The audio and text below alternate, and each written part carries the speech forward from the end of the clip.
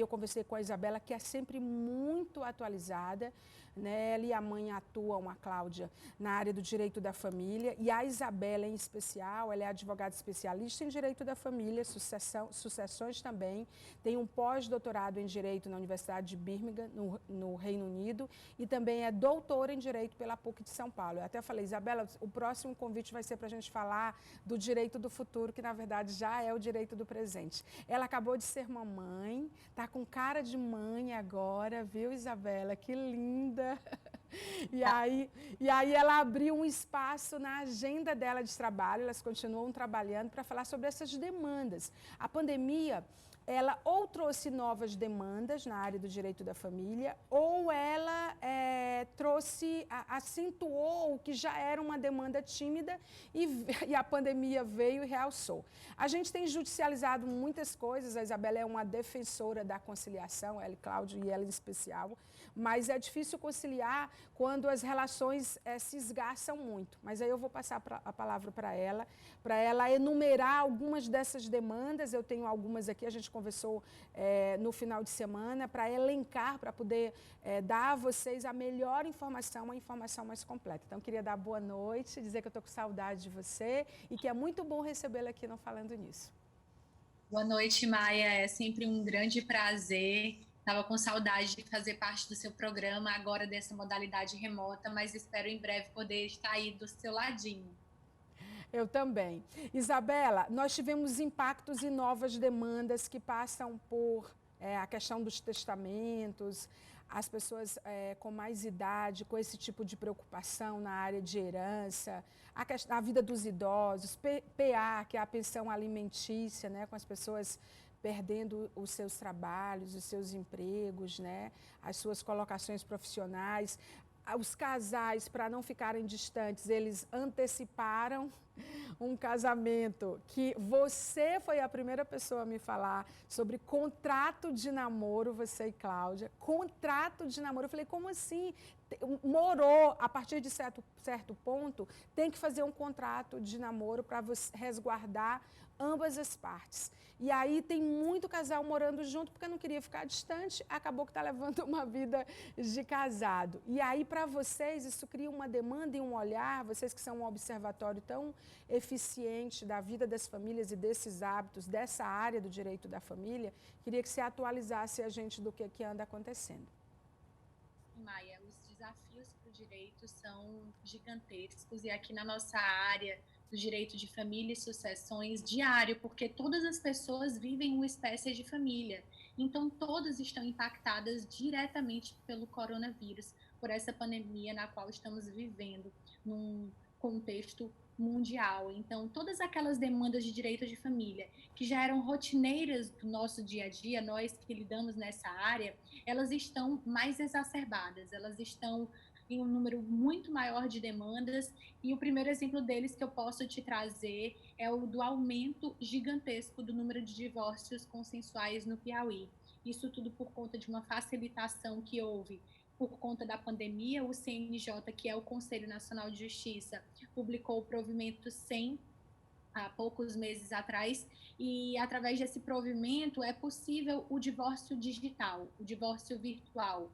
Isso causou um aumento até curioso para nós da área da demanda de divórcios no Piauí, e o Piauí, que antes, em 2018, por exemplo, era o estado que estava mais abaixo da média de pedidos de divórcio no Brasil, sendo a média em 2018 2,6%, o Piauí naquela época 0,9%, hoje o aumento de divórcios é em 122%, isso estatística do Colégio Notarial Brasil.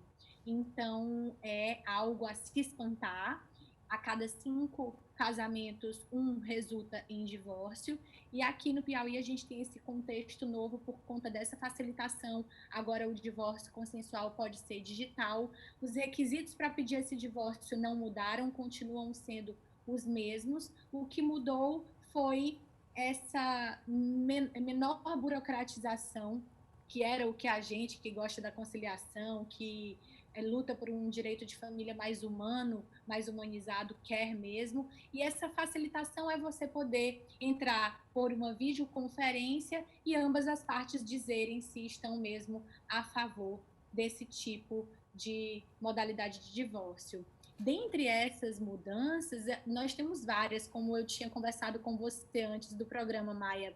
O aumento no número de pedidos de testamento, o testamento tem que ser registrado, tem que ser homologado na justiça, ainda existe essa regra na justiça e na lei, e ela não se modificou com a pandemia, mas uma busca maior por testamento e uma busca maior por pedidos de contrato de namoro. A pessoa vai até um escritório de advocacia e pede para que seja elaborado um contrato de namoro. Um contrato. Eu queria voltar na questão do casamento, eu vou já entrar no contrato de namoro, porque eu quero saber como foi que ele deu uma atualizada aí nessa pandemia.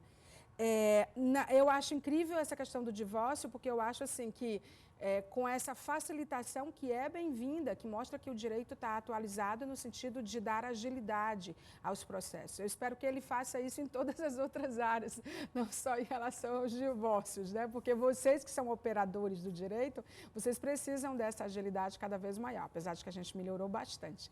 Mas eu acho que a gente ainda tem um longo caminho aí de ser mais tech.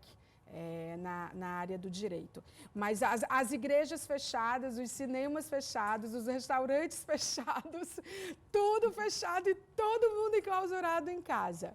Então, assim, eu acho que aflorou, né, essa coisa de ser difícil a convivência. E eu acho que isso não foi trazido, talvez, pela pandemia. Acho que muito provavelmente já estava e a pandemia acentuou de modo extremo, né? Vocês que atendem esses casos pode nos dizer melhor.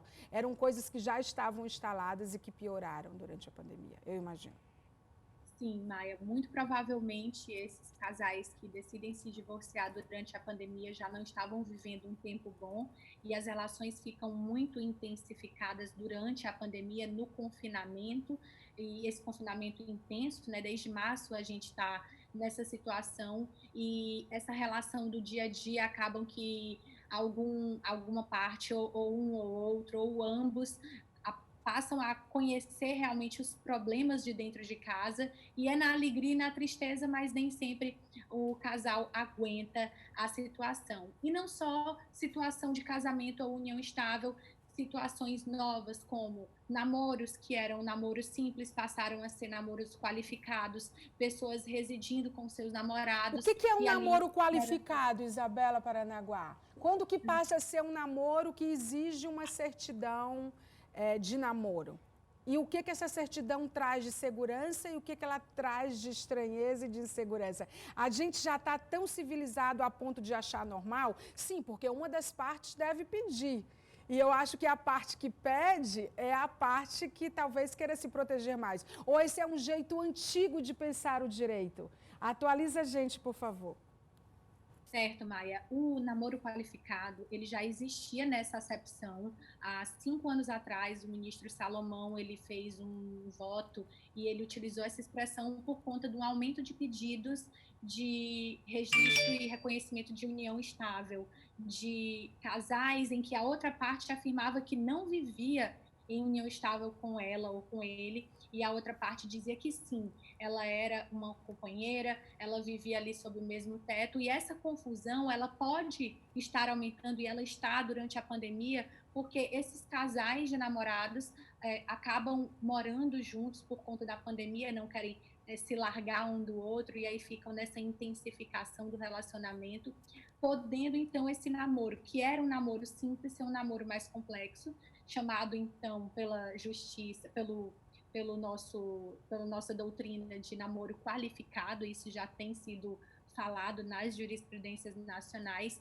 e aqui na pandemia isso fica bem interessante de ser questionado, Maia, porque o cidadão brasileiro ele está mais entendedor dos seus direitos, e talvez uma daquelas partes não queiram viver uma união estável e se vê naquela surpresa de um novo tipo de namoro, não quer estar numa união estável, e aí ele tem que pensar o que vai fazer para se proteger juridicamente. O direito de família tem uma alternativa para isso. para aquela pessoa que não quer que aquela coabitação entre namoradas seja uma união estável, pode fazer um contrato de namoro. Agora, lembrando que o contrato de namoro é um negócio jurídico bilateral. Para ele ser assinado, precisa de ambas as partes concordarem. E aí pode ser um momento do namoro que não vai estar muito bom, porque vai que a outra parte estava adorando viver daquele jeito para, sei lá, no futuro pedir uma união estável. Tem várias mensagens aqui. Um dizendo que a namorada fez chantagem emocional, por isso que ele deixou ela ir para casa dele. Olha, será que foi ela ou foi você? Hein, Paulo? Será que foi ela ou foi você? O outro falando aqui que acha que é interesse e tem mais mulheres interesseiras. Gente, vocês estão contra as mulheres? É impressão minha. Tem mais mulheres interesseiras do que homens? Ao contrário. Querido, o que tem de mulher sustentando marmanjo, tá, querido? Então você se liga na ideia, não é assim não. Não é assim não. Aí uma outra pessoa, Renata, pergunta como que faz para saber se é o momento do contrato de namoro. É um tempo? É um nível de relação? É o que compartilha? Qual é o momento? Acho que ela está querendo pedir, viu, Isabela? Contrato de namoro. Ajuda aí.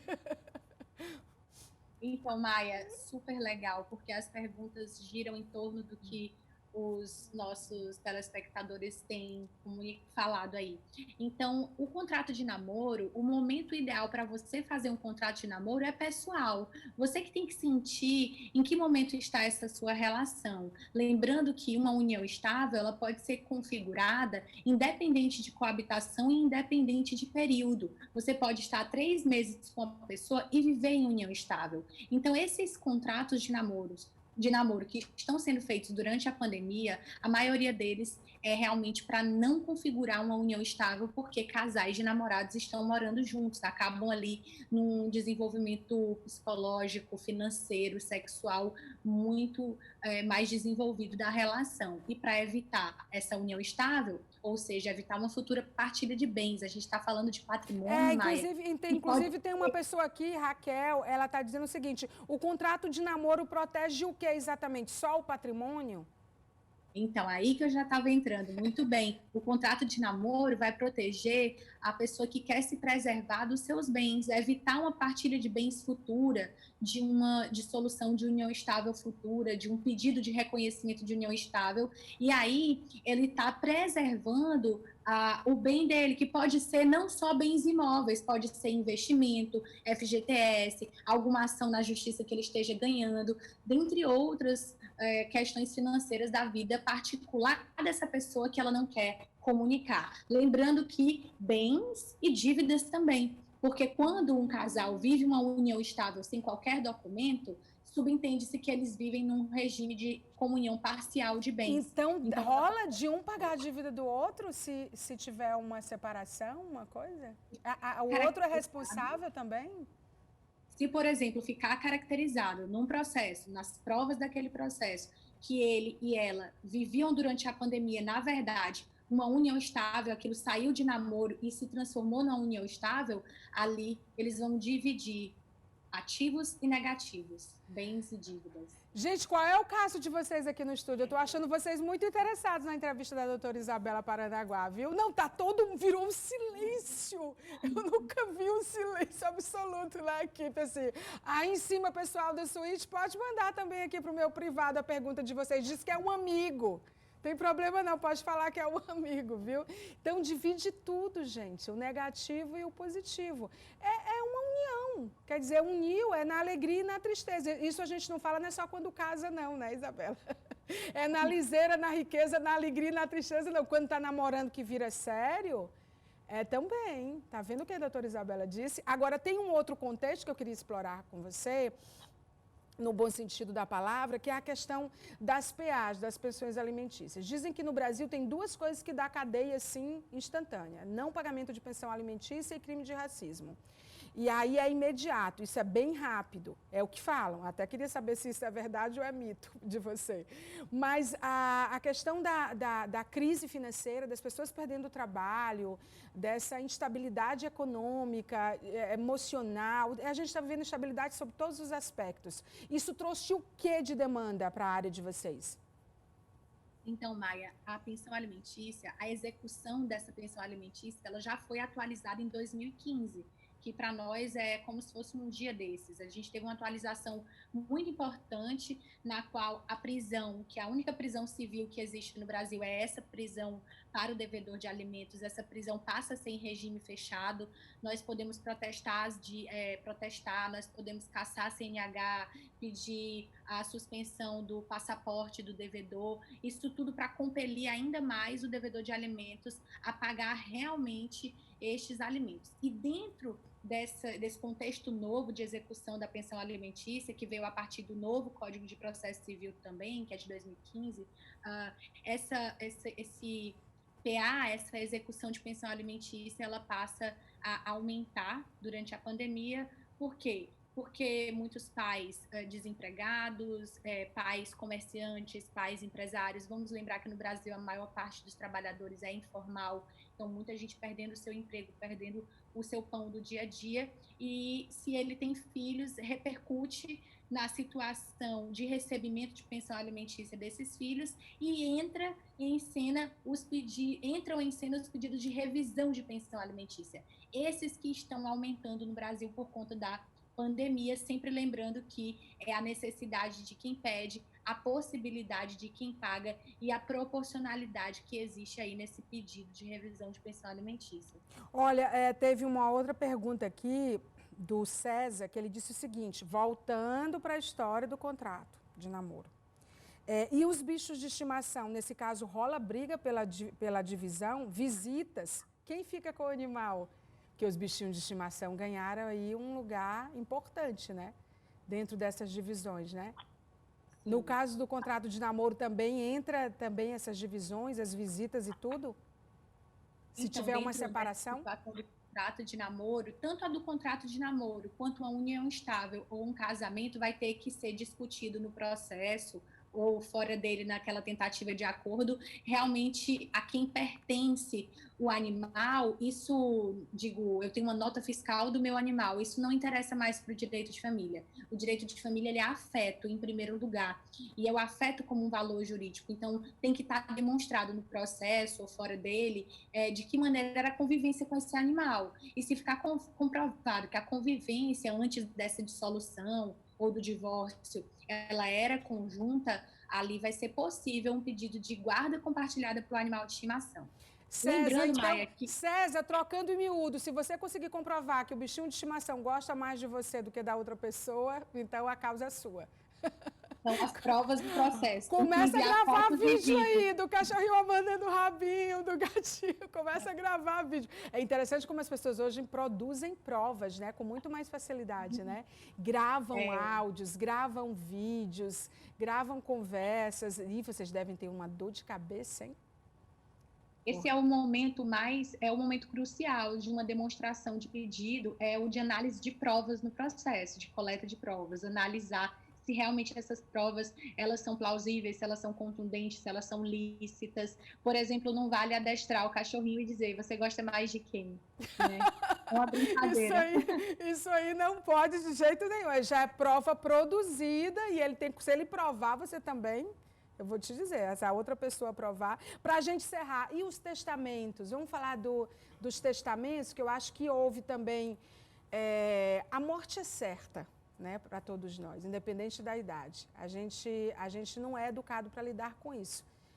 Mas a Bíblia, que é o maior livro de todos, que tem geografia, que tem poesia, que fala de sexo, que fala de filosofia, de tanta coisa, ela fala sobre isso, né? Que a gente precisa entender que isso é uma passagem que é a morte. Agora, quando chega na terceira idade, para os idosos, num momento como esse em especial, onde foram inclusive as primeiras vítimas comprovadamente ainda são, embora haja muita controvérsia em relação às vulnerabilidades na área de saúde, os idosos que se sentiram pressionados com isso, e eu imagino que faz sentido, começaram a fazer mais a questão dos testamentos, ficou restrito aos idosos ou outras áreas também? Houve uma movimentação em torno disso, doutora Isabela?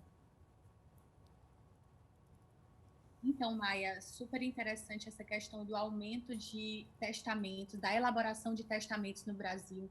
o testamento ele pode ser feito de várias formas, mas qualquer dessas formas que são escolhidas, elas devem passar pelo crivo do judiciário, precisa de homologação pelo juiz. No Brasil ainda existe essa regra, embora eu não concorde, eu acredito que já poderia ter essa possibilidade da elaboração do testamento única e exclusivamente no cartório, mas no Brasil ainda não é assim, talvez mude também por conta dos efeitos da pandemia. E nessa questão do aumento de elaboração de testamento, o curioso é que o cidadão brasileiro como um todo, ele tem medo de falar da morte. E por conta da pandemia, não só idosos se interessaram por fazer testamento, mas também jovens que já são jovens promissores, vamos entender que são jovens que já têm dinheiro na conta, que têm investimentos, que são empresários e outras áreas de profissão, mas que já se importam em questionar como que vai ficar aquele patrimônio dele com a morte.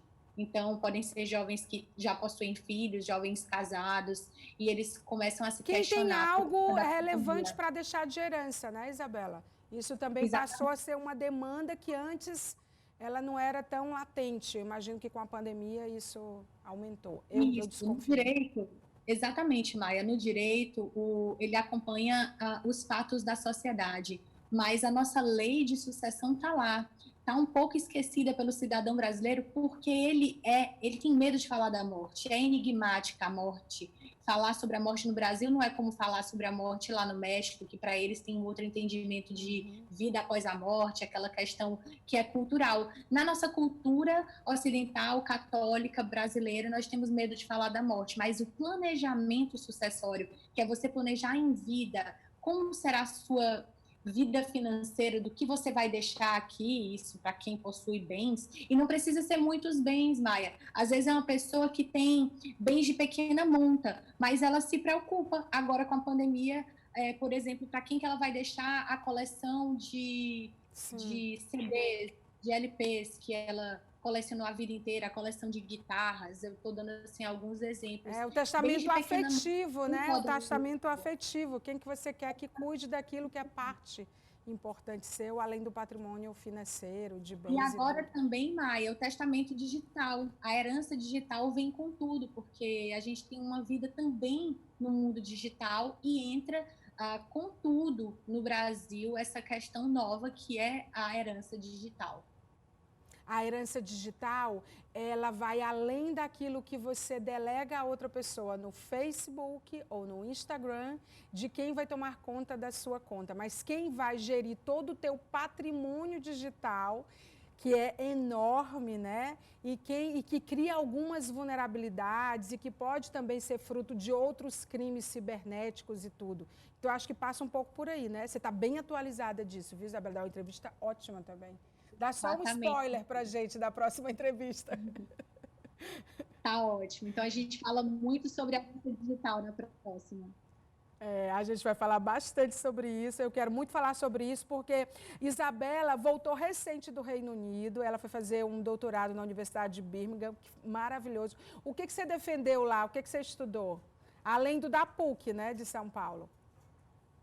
Sim, Maia, eu fiz um trabalho, na verdade foi o pós-doutorado na área de Direito de Família e Direitos Humanos, que eu fiz em colaboração com a professora Megan Campbell, lá da Universidade de Birmingham, e foi relacionado à união estável, casamento, e também trabalhei com feminicídio e violência doméstica. A gente fez um estudo comparado das leis britânicas com as leis brasileiras. Eles se interessam por saber como funciona aqui. A Lei Maria da Penha, ela é extremamente festejada lá no Reino Unido, porque ela é uma lei específica de violência contra a mulher, e eles não possuem lá uma lei específica para isso, e aí a gente está fazendo ainda, estamos ainda em conclusão esse estudo comparado, bem interessante. Ainda bem que eu fui passado. Ou seja, a gente está falando com uma pós-doctor na área de união estável, violência doméstica, que também aumentou nessa pandemia, porque as mulheres agora estão enclausuradas com os homens violentos, né? Isso, a gente já abordou isso diversas vezes, mas também é uma coisa que chama a atenção e que eu acho que o direito é importante no sentido de empoderar. Eu não gosto muito da palavra empoderar, porque eu acho que toda relação de poder ela é danosa, mas é no sentido de fortalecer, de dar os caminhos, né?